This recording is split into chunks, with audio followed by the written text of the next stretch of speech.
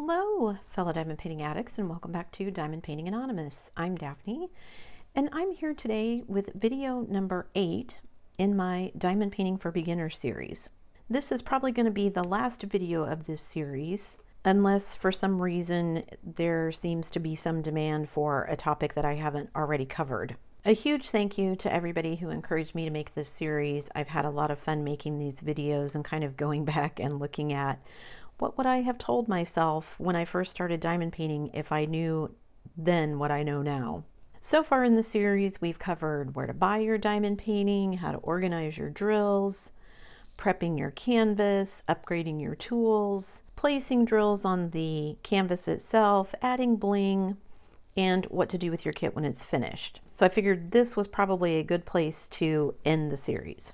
Today, we're going to talk about what do you do with the leftover drills when you finish a kit. So first, let me say, if you don't want to save your drills, you do not have to. There are plenty of people who just toss leftover drills and move on to the next project. However, if you're someone like me and just don't like the thought of sending all of that plastic to the landfill, or you just don't like throwing things away and figure there's another use for them, then you have options. Most of us who save our spares do so with the thought that we will eventually use these drills in another project. That project can be lots of different things. For instance, I have a jar that just has leftover drills that I intend to at some point fill a lamp base with and make a lamp out of it. So it'll be a sort of decoration. I've seen people do all kinds of different projects with it. I've seen people use leftover drills to decorate things like picture frames or clothing or anything you can think of. These types of projects, like the lamp base and that sort of thing, don't really require you to keep the drills separate. So you could just dump them in a jar, like I said, and then use them for a project like that at a later date. Or you can save your drills to use in other diamond painting projects. And if you're going to use them in diamond painting projects, that means you probably need to somehow organize them so you can find what you need. For instance, you can order a custom diamond painting canvas that may or may not come with drills. If it doesn't come with drills, then you need to source the drills from somewhere else. There are also diamond painting companies that just sell canvases without the drills, so you can buy a canvas with the image and everything printed on it with the symbols and everything. It just doesn't come with the drills. It's cheaper to buy the canvas only, of course, rather than a kit. So if you've saved your spares, you might be able to do diamond painting projects for less money because you have leftovers that you can pull from for some of those canvas projects. For instance, you can buy from companies like Heaven and Earth Designs. They sell what they call crown jewel canvases. So basically it's just a canvas with the image on it, symbols and everything printed, the glue on it and everything. You just don't get the drills, and then you are expected to order the drills from a drill company. I have 3 different canvases that I purchased from Heaven and Earth Design several years ago. I've only completed one of them so far, and the drills for that kit I actually bought from a drill company. That means I have 2 projects left, and my intention with those 2 projects is to use my spares that you can see here to complete those projects. Something I should probably mention, most blank canvases and the Heaven and Earth are made for square drills, which are these. These are my round spares. So you do need to know whether the kit is sized, the canvas is sized for round or square drills. Like I said, Heaven and Earth Designs, theirs are sized for square drills, so something to remember.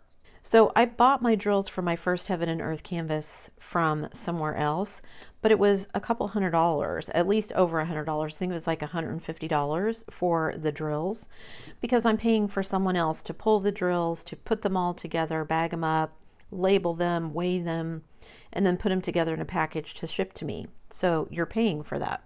So I decided that I was going to, for the other 2 projects, save my spares and start doing that so that I could have spares to pull from. Also, I started saving my spares so that if I ever happen to run out of a drill, then I would have something on hand so I could finish it. Because, as I've said many times, I am impatient and I didn't want to wait for another company to send me additional drills if I ran out. Then I had to wait for those drills to come before I could finish the project, and I didn't want to do that.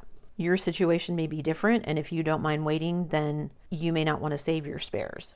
So I had the Heaven and Earth Design projects, and I wanted to save my spares in case I ran out. So I needed a system to save my spares. And the system that I eventually came up with was these boxes. These are boxes that I bought at Hobby Lobby. I ended up wrapping them with some contact paper because I didn't like the gold metallic sheen that was the original box. And then I used my cutting machine to cut little individual tabs and the stickers that go on the tabs. I bought the baggies and I used my cutting machine to make the labels that go on the baggies. And then I came up with this system. I'm not going to go over everything that I did. I will link the video to that. I've already done a video on how I set this whole system up. So I'll link you to that and you can go check it out if you're interested. It really isn't that difficult. You don't have to make it fancy like I did.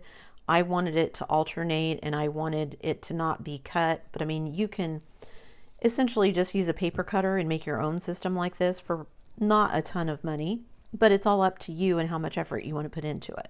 So I have quite a few spares, as you can see. This box with the blue is all of my round drills. And then I have another box just like it that is full of my squares. However, the dividers in that box are pink, so I can easily tell them apart. And my round spares all fit in one box. This box is full of spares, and then I have a secondary box that holds the overflow. At one point in my diamond painting journey, I bought a package of spare drills because I wanted to have them on hand. 447 diamond painting DMC codes and 1,000 drills of each color, which is why I have so many of the squares. So when I first made my boxes, as you can see, I stored my ABs with the regular drills. You can see this one is empty, so I don't have any ABs, which is why that bag is in there. However, what I discovered was that made it really hard for me to see what I had. And when I first started diamond painting, ABs were really the only kind of specialty drills out there. It wasn't until later on, after I'd been diamond painting for a while, that glow-in-the-dark drills, the fairy dust drills, those sorts of things started appearing in kind of all the kits rather than just in special drill kits. However, what I discovered doing it this way is that meant when I was pulling drills for projects, so like if I was kitting something up and I wanted to look and see what ABs I had to thumb through this whole box to see if I had any ABs, and it just got to be really tedious and boring. So for my specialty drills, rather than keeping them in boxes, the bags are in here if they're empty, stored with the correct DMCs. But for my ABs and other specialty drills, fairy dust and the like, I have 3-ring binders. And then in the 3-ring binders, I just have these card sleeves, essentially is what these are. So four little dividers in each one. And I basically just put them in here in DMC order. So as I have them, then if I have a project, I can just flip through here very easily, see what I have based on the DMCs that might match a project. And also I can see the colors of the drills, so I can see if something might match the color, even if it doesn't necessarily match the DMC. And you can see this is my binder for round drills. I have way more round ABs and other specialty drills, so I have a fairly big 3-inch 3-ring binder that I keep these in. I have a separate binder that is smaller, like a 1-inch binder for my squares, because I have way less square ABs. So I'm really loving this system so far, but these are not the only way to save your spares. It is the easiest for me, but it might be different for you. You may have a different amount of space. You may not want to go to all the trouble of making up some of these boxes. I've seen people just use baggies, where they buy some kind of baggies with a hole in them and then put them on those keeper rings, and they store those on pegboard, or they have like little stands and they store them that way. I've seen people who've used the Art Dot drawers. I have a set of those. I'll throw a picture over there. But they use the bottles in the drawers, and that's how they store their spares. Many different ways that you can do it, and all completely up to you and your budget, how you want to do it. Again, you don't have to store your spares. I keep mine primarily because I want them on hand in case I run out of anything, and 2, I have some heaven and earth projects, like I said, that didn't come with drills, so I need my spares for that. Of the 2 projects I have left, I've already pulled all the drills for one of them. I just need to start actually working on that project. Maybe I should have made that one of my goals for 2025. but I do have 2 projects from Heaven and Earth Design, and I do have plans at some point to get some more blank canvases to either do some smaller projects with, or to do some cross-stitch conversions, or maybe even a custom. But as you can see, I have plenty of spares. So these days, I don't save all my spares. If it's a specialty drill like an AB or fairy dust or something like that, then I will typically hang on to it and it'll go in my binder. If it is just regular drills, then I will just stick them in my spare drill storage. I don't save everything anymore. I've gotten kind of picky about it, but I do have a ton of spares. And I was actually pleasantly surprised.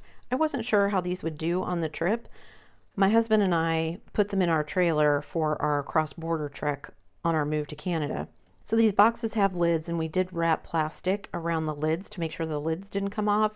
But I was afraid when we got here, having been bounced around in the back of the trailer for 2,500 miles, they would be all messed up and sorted. But surprisingly, they came through with almost no issues. Everything was packed in there tightly enough, and with the lid on there tight, nothing really moved around. So that was awesome. Anyway, so like I said, I don't save all of my spares. And there are different ways that you can do things. I'm trying to find here a color that maybe everything doesn't match.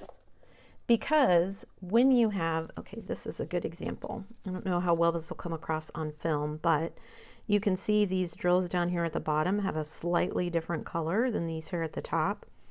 Or at least I can. I don't know if you guys can, but I can tell there's 2 different shades in there. Even if you are doing diamond paintings from all the same company, there are what they call die lots. So even if it's, say, all Diamond Art Club paintings or all Dreamer Design paintings, DMC 415 from one kit might be a slightly different color from DMC 415 in another. So me personally, I just throw them all together in one bag because I figure I can sort them out if I need to, if they're not all one color. This one, there's a bit of a different shade. This purple at the bottom is a bit different than the shade up here. Again, I don't know how well that's translating on the film, but anyway, so you can have different die lots. Like I said, I keep everything together, so everything that's a DMC goes all in one bag. However, I have seen people who will make multiple bags, so they'll have a DMC divider like this, but then they might have a bag for Diamond Art Club and a bag for Dreamer Designs and a bag for Oraloa and a bag for Bella Art. So it just depends on how you want to do things. For me, it was easier just to throw them all together. Again, this is all a matter of personal preference. Whatever you want to do is what you should do. So like I said, when I first started doing this, I kept all of my spares. I was so afraid I was going to run out of something. I don't have that fear anymore, especially because I have a pretty good stash of spares saved up. So most of my leftovers these days just go straight into my trash jar, and those will get used eventually in some sort of project like the lamp or something like that. However, I do have all of these spares that I want to use to complete my 2 Heaven and Earth design kits. And also, like I said, I at some point want to order a blank canvas and do a cross-stitch conversion. I actually have plans to do some small like mini kit conversions, mini cross-stitch conversions. So my spare drills will get used for that as well. And we'll see how it goes. Like I said, this may change. How I save my drills may change once we move. We are currently in a rental. So once we move to more permanent housing, I may decide that I don't want to keep as many spares as I currently have on hand. I may change the system that I'm using. I had a lot of fun just kind of playing around with my cutting machine and making all the little stickers and everything. So that part of it I really enjoyed. But it is pretty labor intensive to make all the little dividers and all the stickers and the labels for the baggies and put everything together. So for now, I'm just going to keep doing what I'm doing. The binder system for the ABs is working out really well for me. I like that. I have this if I need to come pull any spares so that I don't have to worry about running out of something on a project. And I know that I have plenty of spares to complete if I want to buy another blank canvas and do a conversion project or whatever. So again, there's a ton of different ways that you can do this. I'm sure there are ways that people are using that I haven't seen or thought of. If you have a different way to store your drills, leave me a comment down below. Again, I always love to hear and see what people are doing. If you have a question about storing the spare drills and everything that I didn't mention the answer to, or that you're curious about, leave that in a comment below as well. I think that's it for today, guys. Again, a huge thank you to everybody who encouraged me to make this series, and a huge thank you to all of you who have watched it. I can't thank you enough for the experience. Before you leave, don't forget to do all the things. If you like this video, give it a thumbs up. Hit that subscribe button if you haven't already, and hit that bell notification icon so that you can be informed of future uploads. And as always, guys, thanks so much for watching.